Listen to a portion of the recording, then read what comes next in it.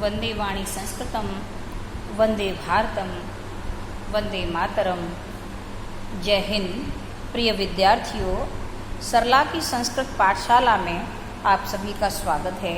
आइए आज हम कारक और विभक्तियों का प्रयोग सीखें, रूपों का जानें कि ये रूप संस्कृत में किस तरह काम करते हैं, इनका क्या प्रयोग है, क्या यूज है, क्या महत्व है विभक्तियों का। आपको सर्वप्रथम बालक के रूप याद करने के लिए दिए जाते हैं और ये क्यों याद किए जाते हैं, इनका क्या महत्व है, ये जानें। बालक शब्द आपका अकारांत पुल्लिंग का शब्द है। किसी भी शब्द के अंत में अ की ध्वनि आती है और यदि वह शब्द पुल्लिंग का हो तो वह अकारांत पुल्लिंग कहलाता है। बालक का, राम का, नृप का, देव का, पितामह का, पंडित का, ये आदि रूप हैं अकारांत पुल्लिंग। जैसे यदि किसी बच्चे का नाम आदित्य है तो वो भी अकारांत पुल्लिंग है। यदि किसी बच्चे का नाम रजत है तो वो भी अकारांत पुल्लिंग है। इन सब अकारांत पुल्लिंग शब्दों का निर्माण हम बालक के रूपों के आधार पर करते हैं। जैसे बालका बालकु बालका है तो रामम रामु रामा होगा। बालकम बालकौ बालकान है तो रामम रामु रामान होगा। बालकेन बालकाभ्याम बालकई है तो रामेन रामभ्याम रामई होगा। बालकाय बालकाभ्याम बालकेभ्य है तो रामाय रामाभ्याम रामेभ्य होगा। हमें क्या करना होता है, हमें अंतिम ध्वनि जोड़नी होती है। अंतिम ध्वनि जोड़ने पर अकारांत पुल्लिंग के शब्दों का निर्माण होता है। पंचमी विभक्ति में जैसे बालकात बालकाभ्याम बालकेभ्य है तो उसमें राम में आत जोड़ेंगे तो रामात हो जाएगा, आभ्याम जोड़ेंगे तो रामाभ्याम हो जाएगा, एभ्य जोड़ेंगे तो रामेभ्य हो जाएगा। इसी तरह बालकस्य बालकयो बालका नाम, अगर हम चाहें कि हमें देव के बनाने हैं तो यहाँ देवस्य देवयो देवा नाम हो जाएगा। मान लीजिए हमें नृप के बनाने हैं सप्तमी विभक्ति में तो बालके बालकयो बालकेशु, तो नृप का होगा नृपे नृपयो नृपेशु। और जैसे हे बालक हे बालकु हे बालका है वैसे ही हे जोड़ देते हैं अंतिम विभक्ति में उस शब्द में। इस प्रकार शब्दों का निर्माण करना सीखना होता है। तो ये तो बात रही आपके निर्माण की, कि शब्द निर्माण कैसे करें। संस्कृत में अकारांत पुल्लिंग शब्दों का निर्माण हम कैसे चिन्हों को या सूत्रों को जोड़कर सीखें। तो हमें क्या करना है, अह औ ए, अम औ आन, एन आभ्याम ऐ, आय आभ्याम एभ्य, आद आभ्याम एभ्य, अस्य आयो आनाम, ए अयो एषु, हे हे, ये हमको जोड़ना होता है। और इन्हें जोड़कर यहाँ जैसे अह है, औ है, आ है, इसी प्रकार अकारांत पुल्लिंग शब्दों में ये संकेत जोड़ने पर, ये सूत्र जोड़ने पर अकारांत पुल्लिंग शब्दों के रूपों का निर्माण होता है। अब जानते हैं हम ये रूप हैं क्या। यहाँ देखें, ये प्रथमा द्वितीय तृतीया चतुर्थी पंचमी षष्ठी सप्तमी अष्टमी यानी संबोधन तक आपकी 8 विभक्तियों के रूप दे रखे हैं और इनको मैंने बांट लिया है कारकों में और चिन्हों में। प्रथमा विभक्ति का कारक कर्ता होता है, द्वितीय का कर्म, तृतीया का करण, चतुर्थी का संप्रदान, पंचमी का अपादान, षष्ठी का संबंध, सप्तमी का अधिकरण और संबोधन ही होता है।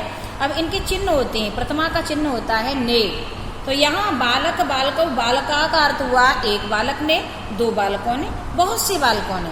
कर्म का चिन्ह होता है को, द्वितीय विभक्ति का को, तो यहाँ 2 बालकों को, 1 बालक को, 2 बालकों को, बहुत से बालकों को। यहाँ इसी प्रकार करण कारक का चिन्ह होता है एन, यहाँ से, सहायता वाला से। जैसे किताब से पढ़ता है, कलम से लिखता है, साइकिल से जाता है, तो यहाँ से सहायता वाला है, उनमें हम एन जोड़ते हैं, आभ्याम जोड़ते हैं, ऐ जोड़ते हैं तो तृतीय विभक्ति के रूप बन जाते हैं। यहाँ इसका अर्थ है 1 बालक से, 2 बालकों से, बहुत से बालकों से। इसी प्रकार संप्रदान का चिन्ह होता है के लिए, 1 बालक के लिए, 2 बालकों के लिए, बहुत से बालकों के लिए। यहाँ देखें अपादान का चिन्ह होता है से, लेकिन ये से क्या है, इस वाले से अलग है।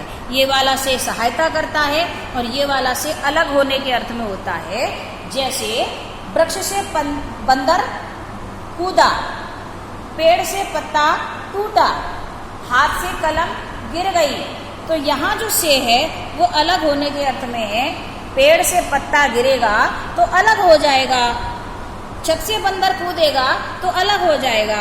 वहाँ हमें आत, आभ्याम, एभ्य का प्रयोग करना होता है। इस प्रकार यहाँ आपका बालकात का अर्थ हुआ बालक से, दो बालकों से, बहुत से बालकों से। इसी प्रकार संबंध यानी षष्ठी विभक्ति में संबंध कारक होता है और इसका चिन्ह होता है का, की, के, रारी, रे। सर्वनाम होते हैं तो रारी, रे, जैसे मेरा, मेरी, मेरे, तुम्हारा, तुम्हारी, तुम्हारे।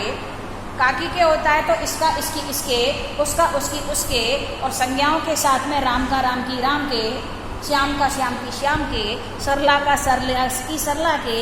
इस प्रकार काकी के का प्रयोग होता है। यहाँ इसका अर्थ हुआ एक बालक का, दो बालकों का, बहुत सारे बालकों का। अधिकरण सप्तमी विभक्ति में आता है। सप्तमी विभक्ति में अधिकरण होने के कारण इसका अर्थ हुआ मैं और पर, यानी यहाँ बालक का अर्थ हुआ एक बालक पर या एक बालक में। जैसे हम कहें बालक में गुण है तो बालक, हम कहें दो बालकों में बुद्धि है, बालकयो, दो सभी बालकों पर किताबें हैं, बालकेशु। यानी में और पर का प्रयोग सप्तमी विभक्ति में होता है। जब हमें किसी भी वाक्य में पर जोड़ना होता है तो हिंदी की तरह अलग से नहीं जोड़ते, केवल विभक्तियों का प्रयोग करते हैं। अंतिम है आपका संबोधन, और संबोधन कहते हैं पुकारने को। किसी को पुकारते हैं तो पुकारते हैं हे, ओ, अरे, ओ भैया। तो इस प्रकार यहाँ हे बालक, हे बालको, हे बालक का अर्थ है अरे ए बालक, एक बालक, अरे दो बालकों, अरे बहुत सारे बालकों। इस प्रकार हमें सर्वप्रथम संस्कृत के वाक्यों का निर्माण करने के लिए कारक चिन्ह याद होने चाहिए, विभक्तियाँ याद होनी चाहिए और रूप याद होने चाहिए। हम अकारांत पुल्लिंग के आधार पर अकारांत पुल्लिंग के हजारों हजारों रूपों का निर्माण कर सकते हैं। जय हिंद।